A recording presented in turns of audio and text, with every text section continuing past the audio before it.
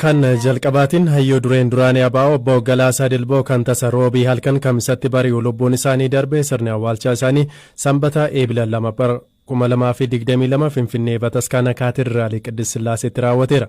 Haa ta'u malee sirna awwaalchaa isaanii irratti sanduuqni reeffaa isaanii alaabaa Itoophiyaa magariisa keelloo fi diimaa jidduudha urjii cuquliisa qabuun maramee mul'achuun miidiyaa hawaasummaa irratti mufii uumeera. Maatiin obbo Galaasaa Dilboo dhimma kana irratti dubbisne sirna awwaalchaa mootummaatu qopheesse nuti alaabaa akkasii haa ta'u jechuu hin dandeenyu ture ammoo gaggeessaa gaariitu godhameef jedhu. Ilma obboleessa obbo Galaasaa Dilboo ta'uu BBC'tti kan himan obbo Tasfaayee Baqqalaan dubbise. Waan nagari haasofte mareefu maal ta'e beektaa warri kuni maatii tun jedhin eessuma tun jedhin abaabilii tun jedhin akaakilii tun jedhin uummata kanaaf dabqaa turan. Tolee.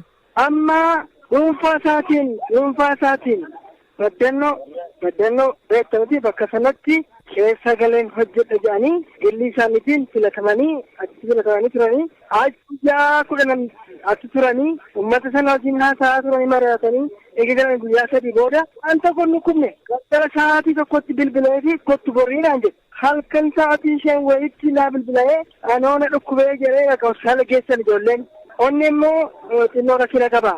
Waggaa har'aa MSC hospitaalatti yaalamee fayyeera.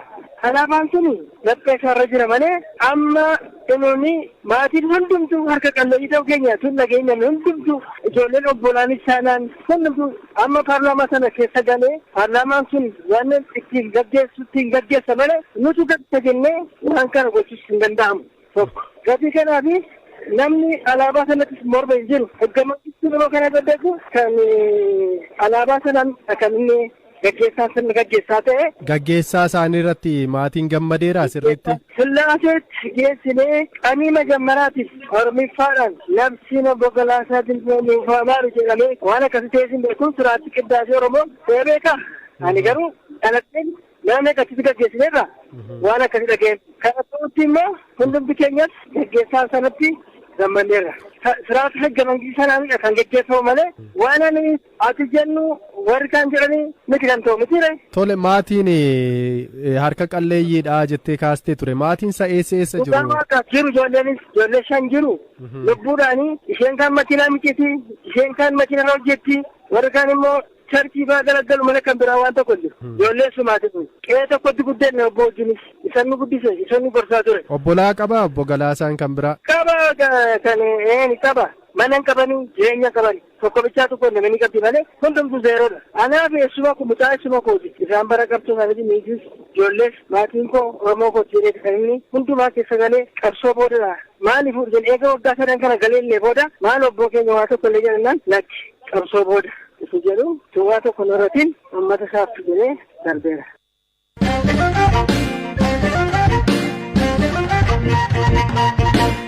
Guyyaa kaleessaa magaalaa Finfinnee kutaa bulchiinsa Qaaqee Qaallitti waldaa warra Wangeelaa Basaqaa Makaana Yesuusitti haleellaa raawwateen miseensota waldaa irratti miidhaan yoo qaqqabu qabeenya irra immoo mancaatiin gaheera jechuun itti gaafatamaan dhimma hafuuraa waldichaa Qeesii Yisihaaq Qilaalaa BBC'tti himaniiru. Torbee darbe keessa Bataskaana Ortodoksii fageenya meetira muraasa jidduutti waldhabdeen uumamee ture jechuun waan kaleessa waldaa sanatti dhalate akkasiin ibsaniiru.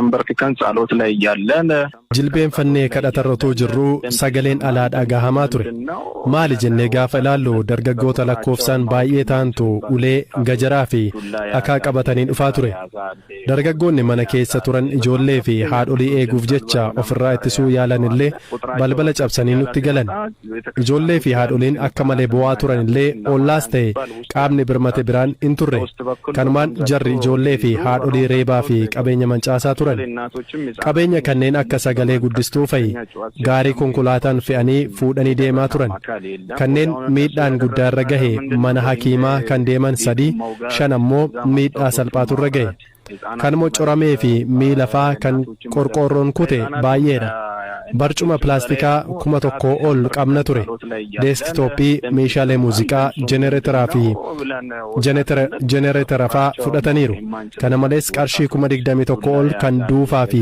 kurnee miseensota irraa sassaabame fudhataniiru. dhimma kanarratti deebii bataskaana ortodoksii argachuuf yaallus milkaa'uu hin dandeenye. Lubni waldaa makaana Yesuusii kun garuu qaamni kana raawwate kana jennee himuu hin dandeenyu jedhan.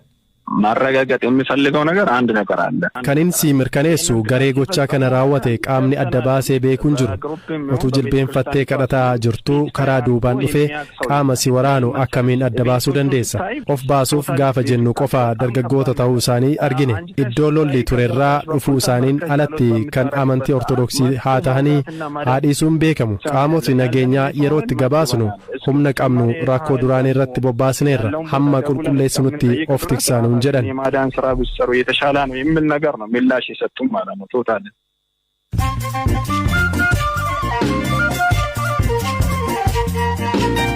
kan dhaggeeffataa jirtan sagantaa raadiyoo BBC afaan Oromooti amma gedduutten oduuwwan gaggabaaboo isinitti hima magaalaa guddoo Somaaliilaand Hargeysaa gabaa guddicha keessatti balaan abiddaa jimaata darbee mudateen qabeenyi doolaara biiliyoona 1 ta'uu manca'uu koomishiniin bulchiinsaa naannichaan hundaa'ee ibseera balaa kanaan lubbuu namaa darbee akka hin jirre yoo gabaafamu ammallee maddi abiddaa kanaa hin baramne. Hogganoonni Sudaan Kibbaa Pireezidaant Saalvaa Kiir Maayaardiitiif itti aanaan isaanii Reek Maachar jaarsummaa Sudaaniin ajajaa waraanaa waloo ijaaruuf walii galteerra ga'an ji'oota darban muraasa dhibdee humnoota hoggantootiin lameen bulchan gidduutti ka'een nageenya Sudaan Kibbaa yaaddoo jabaa keessa galchee ture. Weellistuu Beeniin Anjeelik Kiijoo fi DJ'n Afrikaa Kibbaa Beelaa Koofii badhaasa Giraamii baranaa argatan. Weellistuun ganna 61 Kiijoon albamii filatamaa weelluu addunyaa jedhuun kan badhaafamte yoo ta'u DJ Black Coffee ammoo albama Subconsciously jedhamuun badhaasa kan argateera. Ilmi mootiin Joordaan Hamza bin Hussein kan kanaan dura abbaa isaanii irraa aangoo mootummaa dhaalanii turan amma aangoo koo nagaheeraa jedhan aangoo isaanii gadhiisuuf ammoo akka sababaatti kan himan ilaalchi dhuunfaa kiyya maloota ammayyaa dhaabbilee keenyaa waliin kan deemu miti kan jedhudha. Elon Musk qabeenya Tiwiiteraa keessaa harka 9.2 bituun gabaafame namni kun hundeessaa oomisha konkolaataa Teeslaa yoo ta'u qarshiin itti bittaa qooddaa Tiwiiterii kanarratti baasanis doolaara biiliyoona 2.89 kan ta'udha.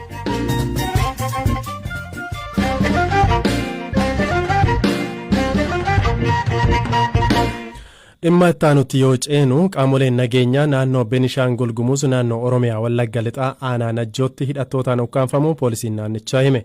Ittaanaan koomishinii poolisii naannichaa koomishinar Misgaanaa Unjifata BBC'tti akka himanitti bakka bu'aan itti gaafatamaa mana sirreessaa godina Kaamaashii fi poolisoonni isaan waliin turan lama osoo asawusaa irraa gara Kaamaashiitti imalaa jiranii butamuu isaanii himan. ባይብሌ ሰበተኛ ወር አካባቢ ነው ነጆ አልፎ ገባ ደበላ የሚባል ቦታ ጋፋ ጉያ ዲግደሚ ለማ ጀቶርባፋ በረኩማ ለማፍ ቁዳፉር ቱሬ ናኖ ኦሮሚያ ነጆ ደርበኒ ገባ ደበላ በከ ጀደሙቲ ከኡካንፈመን አንጋ ከሌሳት ልቡ እንጅራቹ ሳኒ ኦዴፈኖ ቀብና bilbilani lubbuun jirraa yaaddaynaa ka jedhu odeeffannoo maatii isaaniitti dabarsaniiru maaliif akka ukkaanfamanii garuu waan barreen qabnu isaaniin gadhiisisuuf naannoo Oromiyaa waliin dubbanneerra akkasumas walitti bu'iinsa daangaa naannoo Oromiyaaf Beenishaangul hiikuuf qaamni hundaa'es waan jiruuf karaa isaanis akka gadhiifamaniif yaalii gochaa jirra abbootii amantaa abbootii gadaaf jaarsolii biyyaa naannoo Oromiyaa irraa gara sanatti imalanii akka gadhiifamaniif yaalii gochaa jirra karaa keenyas Kaamaashii irraa jaarsoliin biyyaaf abbootiin amantaa filamuun boru gara sanatti kan imalan ta'a qaamni namoota kanneen ukkaamse eenyu akka ta'e baruun rakkisaadha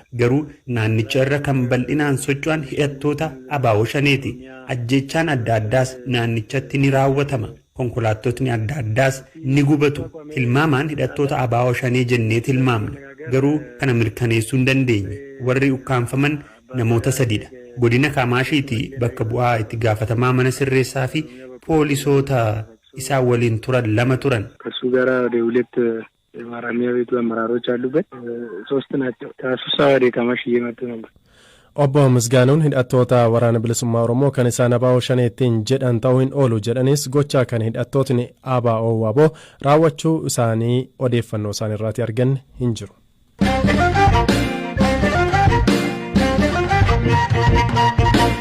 Sagantaa keenya xumuraa qabanneetti yoo ceenu godina Booranaa dhiyeenya magaalaa Mooyaleetti humnoota mootummaa fi hidhattoota waboo gidduutti lolli gaggeeffamuun himame.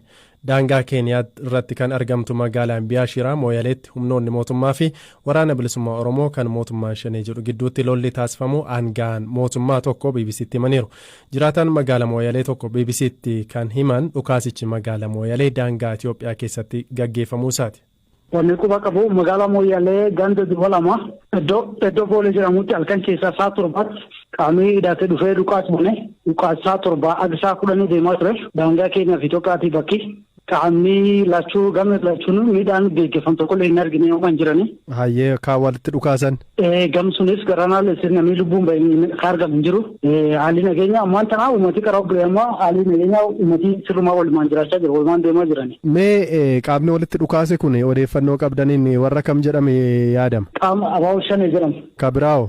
Milishaa gandaa walitti dhukaasan. Naannoo sanarra magaalaa keessa sochiin hidhattoota jira ture kana dura?